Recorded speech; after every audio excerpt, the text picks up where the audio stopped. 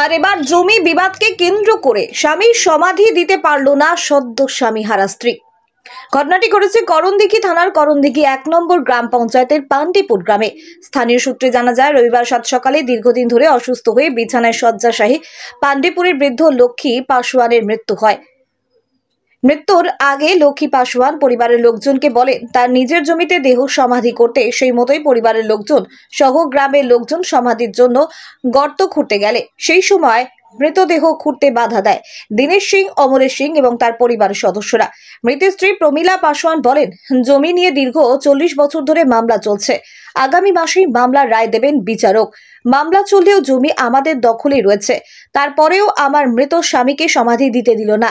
গ্রামের লোকজন সহ পরিবারের লোকজন দেহ সমাধি দেওয়ার জন্য গর্ত খুঁড়তে গেলে মারধর করে তাড়িয়ে দেওয়া হয়। বিবাদী অমরেশ সিং তিনি বলেন, জমি নিয়ে 3 বার মামলা করেছে, 3 বার মামলায় রায় আমাদের পক্ষেই হয়েছে, তাও আমাদের জমিতে মৃতদেহ সমাধি করতে দেয়নি। মৃতের ভাই রাজকুমার পাসওয়ান জানিয়েছেন, দাদার কেনা জমি জবরদখল করে রেখেছে, এই জমিতেই মৃত দাদা সমাধি দেওয়ার কথা বলে গেছে, সেই মতো সমাধি দিতে গেলে গন্ডগোল হয়। করণদিঘি থানার পুলিশ খবর পেয়ে ঘটনাস্থলে পৌঁছায়।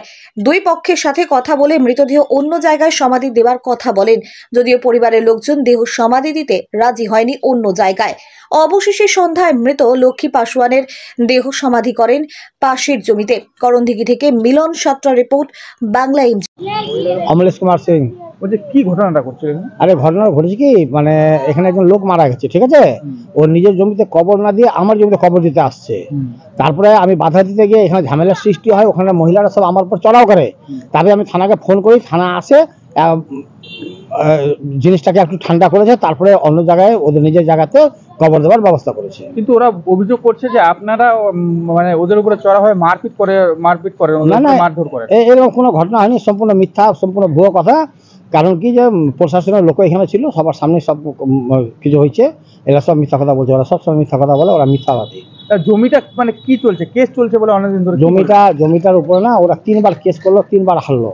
এখনো একটা মানে জমিটা স্টে করার জন্য রিভাইজ কেস করে রাখছে। হ্যাঁ, তো জমি ফাঁকা আছে, আমরা জমিতে যাচ্ছি না, ও জমিতে যাচ্ছে না, ও নিজের জমিতে কবর না দিয়ে আমার জমিতে কবর দিতে আসছে, আমি আটকাতে গেছি, তারপরে ঝামেলার সৃষ্টি হয়েছে। তো ঝামেলা কিচ্ছু হয়নি, আমরা তো সাইডেই থাকি, মহিলার সাথে ঝামেলা করবে।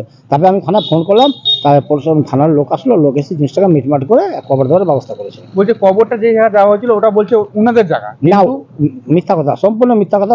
ওটা টোটাল জায়গাটাই আমাদের, ও তো জমি নেই ওখানে, মাত্র 10 শতক জমি আছে। কি চাচ্ছেন এখন? কি চাচ্ছি, ও নিজের জায়গাতে কবর দিচ্ছে, ঠিকই আছে, নিজের জায়গাতে কবর দিক। মানে এখানে বলছে ঝামেলা হয়েছে, মারপিট মারধর হয়েছে, মানে পুলিশ প্রশাসন এখানে এসেছে, এখন আপনাদের দাবিটা কি রয়েছে? আমাদের দাবি কিছু না, ও নিজের জমিতে কবর দিক, ঝামেলা খতম। আমার জমিতে আমি কবর দিতে দেবো না, প্রশাসন তাই করেছে, প্রশাসন ওর নিজের জমিতে কবর দেওয়ার ব্যবস্থা করে দিয়েছে। আপনার নাম? আমার নাম অমরেশ কুমার সিং।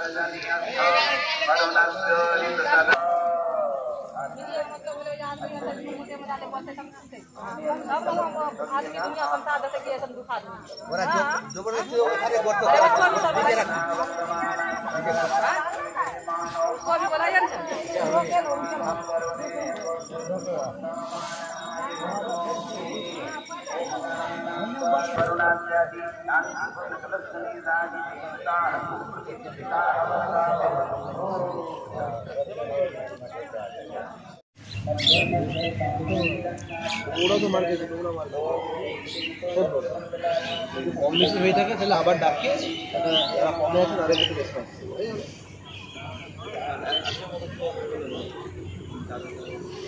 এইটা